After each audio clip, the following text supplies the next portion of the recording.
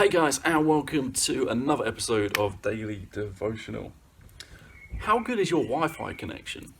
Strange question, right? But it's probably better in some areas of the house than it is in others, right? If I am out here by the fire, my Wi-Fi connection is not very good at all. In fact, it's pretty much non-existent. So it's probably similar for you guys. When you move about the house, your Wi-Fi signal changes. Sometimes it gets stronger the closer you get to the router. The further away from it you get, it gets weaker, right? Now that's very similar with our connection with God. As we move about our day, we can do things which draw us closer to the router, or we can do things which take us away from it and therefore weaken our connection. So how strong is your connection with God today? If you were to kind of rank it out of 1 to 10, where would you put it? Would you say that actually my connection with God is pretty good at the moment? It's kind of okay. Or would you say, you know what, it's not that great, it's a little bit laggy and things aren't going as smoothly as they could do? James 4 verse 8 says this, it says, come close to God and God will come close to you. So how do we come close to God? How do we get closer to the router so that that connection can be stronger? 2 Timothy 1 verse 5 to 7 says, I remember your genuine faith, for you share the faith. This is Paul talking to Timothy. For you share the faith that first filled your grandmother Lois and your mother Eunice. And I know that same faith continues strong in you. This is why I remind you to fan into flames the spiritual gift God gave you when I laid my hands on you. For God has not given us a spirit of fear and timidity, but of power, love, and self-discipline. Of power, love, and self-discipline. I want us to talk a little bit about self-discipline today. So self-discipline by definition is this, it's the ability to control one's feelings and overcome one's weaknesses. But it's pretty awesome that we have got that ability inside of us. But if we look at the definition of what discipline is, it's to train oneself to do something in a controlled and habitual way. You see, our lives don't just miraculously get better. Usually they get better, they change, and we mature by doing little things consistently, by changing little areas of our lives and doing that over time. So my question for you guys to think about today, two questions. Firstly, what one thing could you do more?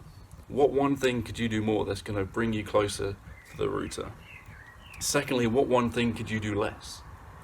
You see, I wish when I was growing up that somebody would have told me that actually I was the only person who could actively do things to improve my faith, to improve my relationship with God. It was only me that it came down to at the end of the day. There are things when I was younger that I wasn't doing, which I definitely should have been doing. And to be fair, the same is still true today. I could do more of the things which draw me closer to God, as I'm sure you could. But I was also doing things which I shouldn't have been doing, which were taking me away from God. So what are you doing today that's limiting your relationship with God, which is limiting your connection to Him? I was probably about 14 when I wrote this spoken word. It's a spoken word called Confessions. And I just pray that this would really help somebody today. It goes a little bit like this. There I go, I've gone and done it again. Now to the same old confession that I keep making, forsaking God whilst praising my sin. That's the cycle I keep dwelling in. Man, that's enough, but this time for sure it's time to stop rejecting God and put my trust in Him more. He offers me a way out which I choose to ignore, but what for? Man, I don't even know.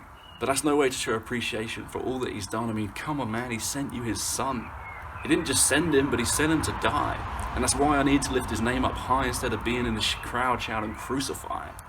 They nailed Him there by His hands and His feet, while His friends and family could do nothing but weep.